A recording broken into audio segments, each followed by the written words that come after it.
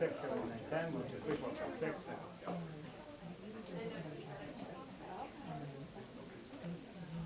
We never Oh, he's at one. Okay, got it. Same thing that that came back on. They're on their way. 1 minute. Hey guys, it's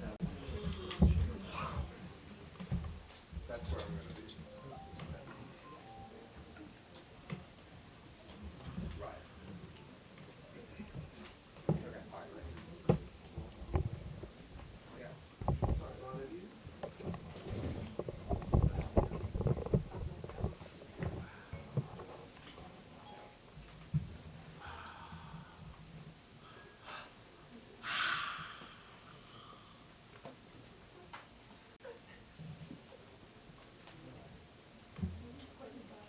sorry.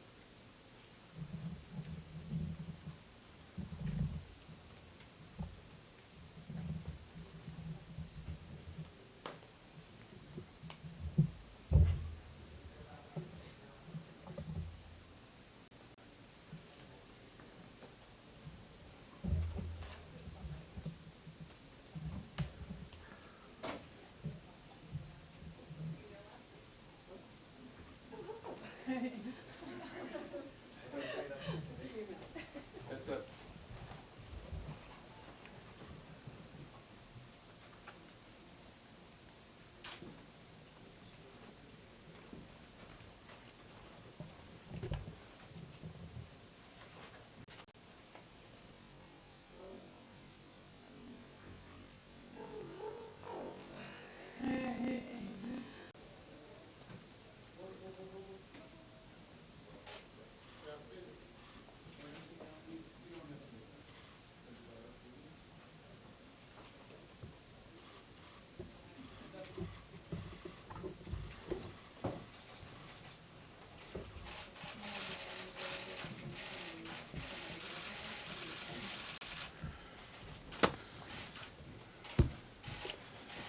Okay.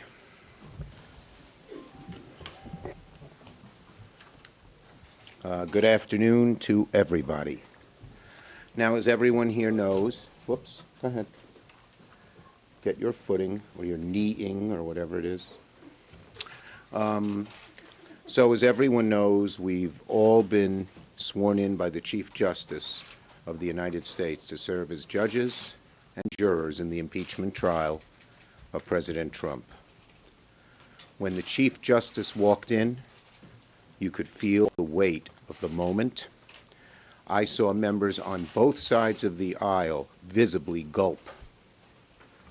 The weight of history sits on shoulders and produces sometimes results you never know will happen. For some of us here, this is the first time we've done this. For others, like myself, it's the second time, but I assure you, there's no difference. Even though I've gone through this before, for all of us, the solemnity, gravity of the moment in our history hits you square in the back when you take that oath. A separate oath designed by the Senate only for senators who will serve on a court of impeachment. The feeling in the Senate chamber was solemn, serious, profound. The weight of history, the eyes of history, you feel it, are upon you. I know every one of my colleagues felt it. I hope my colleagues on the other side of the aisle felt it. You all heard the reading of the articles of impeachment by Representative Schiff at noon. It was a solemn recitation of charges that, if proved, are crimes against our democracy itself. To actually hear the charges read, even though we've heard them many times before, impresses the seriousness of the charges. This is not something trivial. This is not something everybody does. This is not something that can be dismissed. President Donald Trump is accused of coercing a foreign leader into interfering in our elections and then doing everything in his power to cover it up. These are exactly the kind of offenses the founders most feared when they forged the impeachment clause in the Constitution. Do we want foreign powers to determine our elections? Do the American people want someone from overseas determining who's their president, who's their governor, who's their senator, who's their congressman? This is what the nation has feared for centuries. And we fear it today more than ever with this president. I want someone from overseas. Serious stuff. This is not trivial, because it's hard to imagine a greater subversion of our democracy than for powers outside our borders to determine the elections within our borders. And for a country to attempt such a thing on its own, as Russia has done, is bad enough. For an American president to deliberately solicit such a thing, to blackmail a foreign country with military assistance to help them win an election, is unimaginably worse. I am actually filled with anger when you read the attempt to subvert our democracy. So these charges are serious, very. And it's on those charges which the Senate has to render a verdict. Remarkably, crucial pieces of information related to the charges against the president are still coming out. Last night, Lev Parnas, an associate of the president's personal attorney, Rudy Giuliani, gave an astonishing interview on national television that further implicated the president in a plot to remove the U.S. ambassador and pressure Ukrainian President Zelensky into announcing investigations into one of the president's leading rivals. And just today, through the good work of Chris Van Hollen, who you'll hear from shortly, the GAO found that it was illegal for President Trump to withhold military assistance from Ukraine to pressure them to interfere in the 2020 elections. Both the revelations about Mr. Parnas and the GAO opinion strengthen our push for witnesses and documents in the trial. The GAO opinion especially makes clear that the documents we requested in our letter to Leader McConnell are even more needed now than when we requested it last month, because President Trump, simply put, broke the law. Every senator will get a chance to vote to obtain these documents next week. Now, returning to how I began, the oath we all just took will weigh heavily on senators to consider this question about how, because President Trump witnesses and 3 specific sets of relevant documents. The witnesses are not Democrats. They are the president's men, his top advisors, who he appointed. The documents are not Democratic documents. They are just documents, period. Every Senate impeachment trial in our history, all 15 that were brought to completion, featured witnesses. Every single one. Leader McConnell is fond of citing precedent. We've all heard him about 1999. The precedent in impeachment trials in the Senate is to have witnesses. To have no witnesses would be a dramatic break with precedent. It would mean the first impeachment trial of a president in history with no witnesses. The first impeachment trial of anybody that went to completion in the Senate's 200 and some odd year history without witnesses. So in the coming days, each of us, every one of us, Democrat and Republican, will face a choice about whether to begin this trial in the search of truth or in service of the President's desire to cover it up. Now that every senator has sworn a solemn oath before God and the American people to do impartial justice, let every senator reflect on that choice and let history weigh on every one of our shoulders. Senator Harris. Thank you, Leader Schumer. I would argue that not only is this an impeachment trial, but that the very integrity of the United States Senate is on trial. What is before us are charges that are arguably the most serious charges that have ever been leveled against a president of the United States, and where there has been an abandonment of responsibility to uphold the ideals, much less the words of the United States Constitution by the President of the United States. That responsibility now rests on the shoulders of each member of the United States Senate, which is to uphold the integrity of our system of democracy, uphold the integrity of our system of justice, and to uphold the integrity of the United States Senate, which has a responsibility to do fair and impartial justice. That responsibility now evidence, documents and individuals who are witnesses, so that we can engage in a fair deliberation and make a decision that reflects the ideals and the values and the very principles of the United States system of justice. And so that is what is before us today. And we took a very solemn oath. It's a very serious matter, which each of us should take responsibly and take seriously, understanding that whatever the party affiliation of the President of the United States, right now it is incumbent on the United States Senate to do the work of upholding America's Constitution and our very system of justice. Thank you, Senator Harris. Senator Coons. Thank you, Senator Schumer. Senator Harris, raising my right hand and swearing to do impartial justice was a solemn moment for all of us, a moment when the very weight of history becomes clear. To be in the chamber as the Chief Justice of the Supreme Court strode up to the podium and took his oath to do impartial justice, made clear the gravity and the historic nature of this moment. Over this coming weekend, we really have two questions that I think our colleagues need to wrestle with. One is this going to be a trial? There's a simple reality.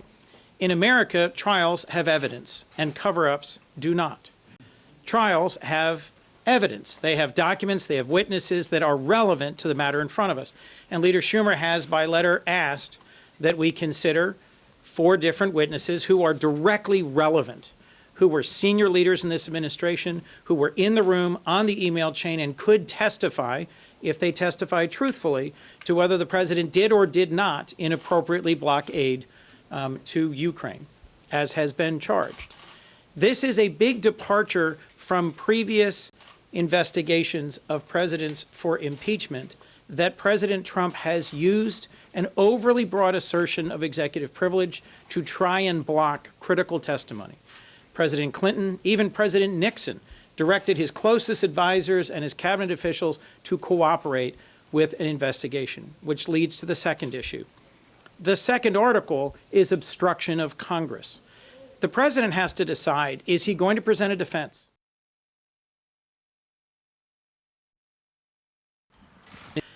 President Clinton, even President Nixon. The Senate, it's one of the biggest trade bills ever made, and then yesterday, as you know, China passed, and that's something that is extraordinary.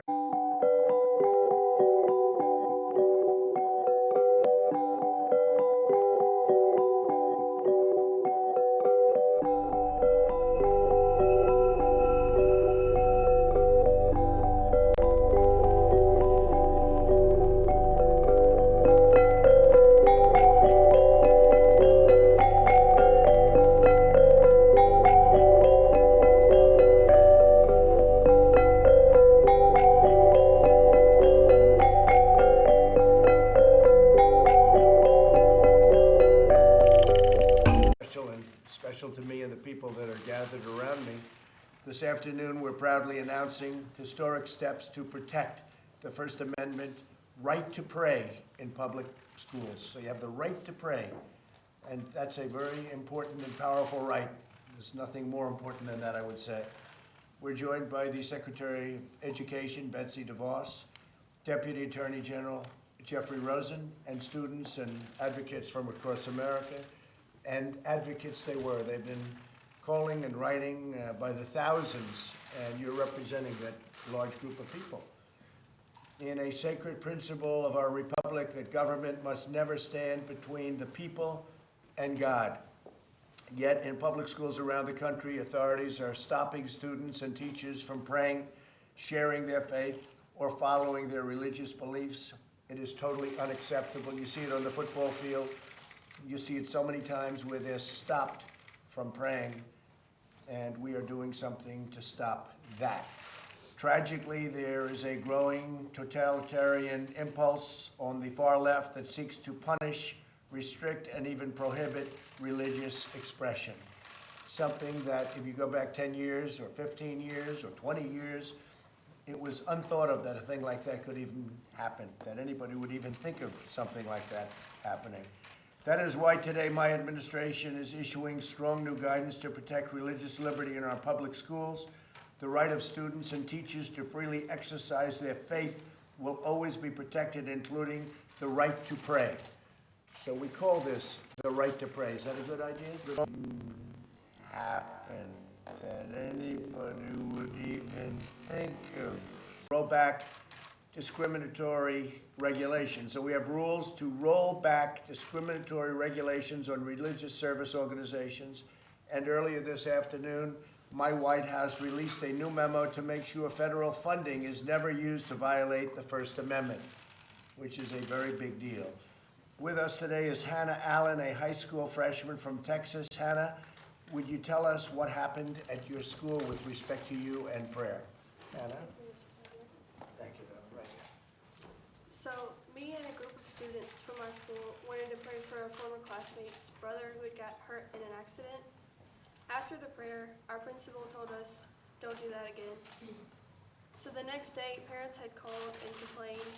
He told us that we could pray, but he said we had to hide in the gym or behind a curtain or somewhere away from everyone else. And I know that if this can happen in a small town in Texas, it can happen anywhere across America. And that's not right. No one should feel ashamed of their faith, especially in a school or anywhere. Well, And- what ultimately happened? How was that resolved? So we got with First Liberty. They've been amazing. They supported us the whole way. And they sent the school a letter, and the school complied with the letter and changed the, And now you're able to do that? we are. Good. Well, now it's going to be much easier yet, okay? All right? Thank you, darling. That was beautiful. Thank you very much. We're also joined by Marilyn Rames, a former teacher and the founder of Teachers Who Pray. Marilyn, if you could let us know. Well, good. Thank you very much. Maybe you give us a little bit about what happened. Yeah, so thank you. I'm Marilyn Rames. I'm the founder and president of Teachers Who Pray. And I founded Teachers Who Pray because I, as a teacher, believe in the beauty of every child and the unlimited potential that resides within. However, the students that I was getting weren't set up for success because they were so significantly behind grade level. I founded Teachers Who Pray. At 1 year, it was like 30, 32 students getting killed, and I was overwhelmed with the heaviness of the work. So I thought about quitting, and I decided not to. I was going to fight, and I was going to pray and uplift my spirit so that I can do the job that I knew God had called me to do. So I began praying with other teachers in the building who were like-minded, and we really supported each other, built community, built more hope, built more joy in the work, despite it being so difficult. And we grew, like right now there's over 150 chapters of Teachers Who Pray, because teachers need that spiritual support and guidance. And today I believe it's super important, because there is a myth out there that what Teachers Who Pray does and other organizations do for teachers, spiritual wealth, is not legal, and it absolutely is. And I'm here to tell teachers that we need to pray. If you're of faith, we need to pray. We need to buckle up and just do what we have to do for our kids, because they need us and they're dependent on us. And if we're not strong, we can't make them strong. So that's why I'm here. That was really beautifully said. Thank you very much. That's beautiful. Thanks, Meryl. So while I'm president, which will be hopefully for 5 years, and I don't know, maybe we'll work on, with the media, we'll work on a major extension of that. Right? But we will not let anyone push God from the public square. We will uphold religious liberty for all. And I want to thank you all, and God bless you all for being here. It's a great time in our country. We're doing things that nobody thought were possible. I'd like to ask, if I might, Secretary DeVos and Deputy Attorney General Rosen to say a few words about our actions, if you don't mind. Please. Thank you, Mr. President. Go ahead, Betsy, please. Thank you for your leadership, your courage, and your friendship to people of faith, especially our nation's children.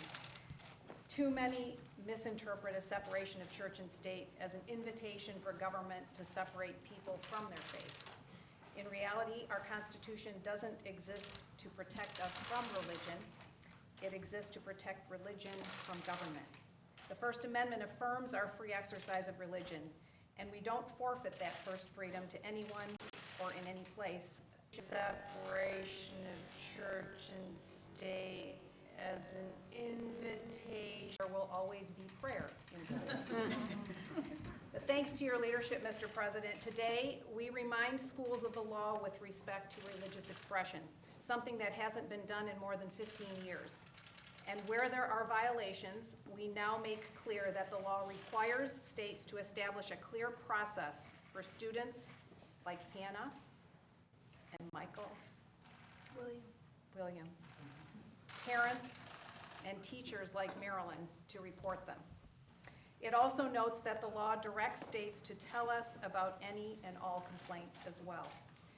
This administration and you is and always will be committed to ensuring all believers have the freedom to learn, to pursue our passions, to use our talents, and to live in accordance with the unique purpose that God has called us each to do.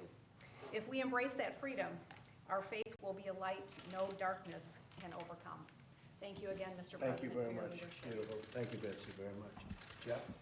Well, thank you. Thank you, Mr. President. Thank you for your leadership on this really critical issue. There are the fundamental freedom that you've been supporting of Americans to practice their faith is so important, is so appreciated by millions and millions of Americans. And at the Department of Justice, we remain firmly committed to enforcing Americans' constitutional rights, including this one. So that's part of why I'm very honored and privileged to be a part of today's announcement on the new guidance document about prayer in school.